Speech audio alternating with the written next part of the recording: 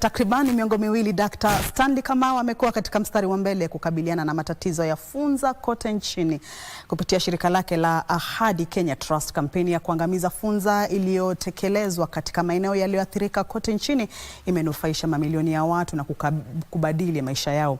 Na jinsi mwanahabari wetu John Kahiro anavyotuarifu ni kwamba shirika hilo limezindua makavazi yake ya kwanza kuhusu funza katika eneo la Mukuyu, kaunti ya Murang'a, ili kuhifadhi urathi wa mabadiliko na kufahamisha vizazi vilivyoko na vijavyo.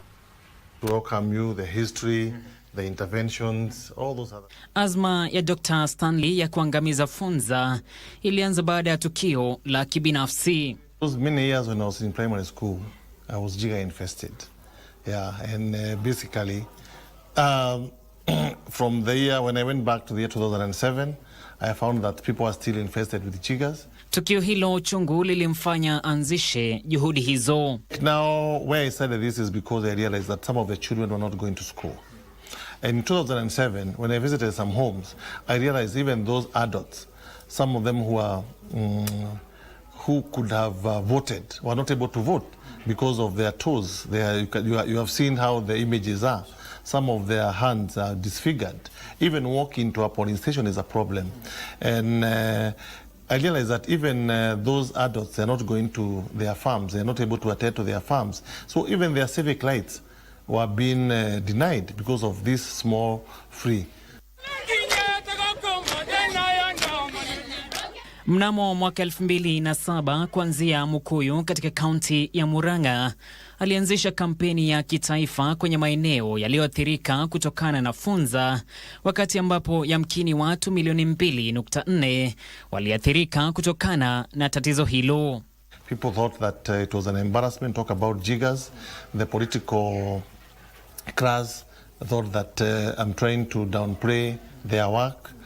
Finances was a problem because even sometimes we would actually write to a corporate, and then a politician would go to that corporate and tell them not to give us resources. Jamii zilihamasishwa, makazi yakanyunyiziwa kemikali na funza kutolewa, na hivyo kuwawezesha watoto kurejea shuleni na watu wazima kurejea shughuli zao za ujenzi wa taifa. What is very emotive is when I see the people who had suffered like this, who had that kind of suffering, when I see them going back to school, when I see them doing weddings, that's a bit emotional for me. I feel that we did what we meant to have done.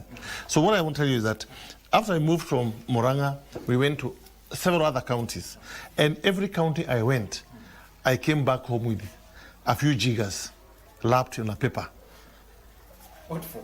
I had an idea that one day I'll put them in the archives.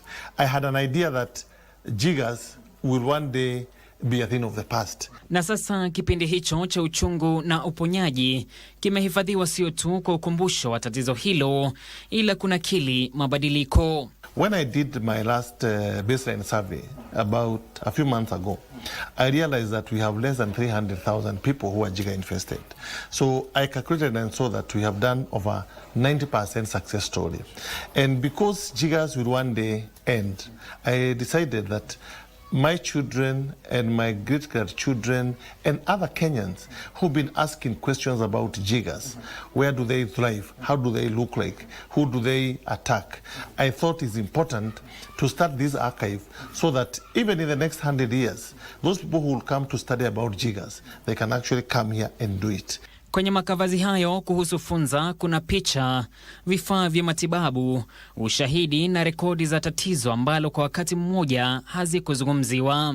Like now, if you tell your children that they can walk barefoot, they will not understand because the floors were not cemented.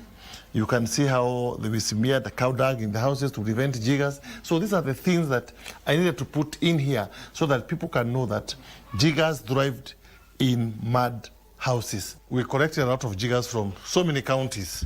So here we have the jiggers that we have removed from people's legs.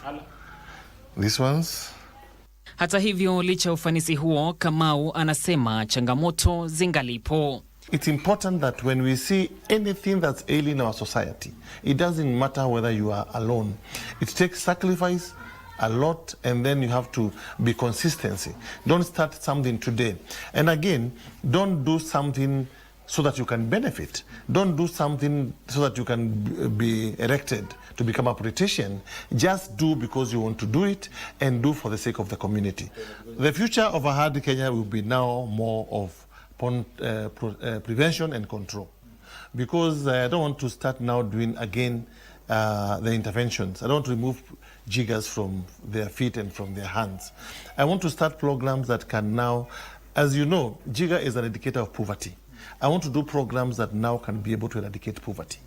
John Kahiro, Darubini Wikendi.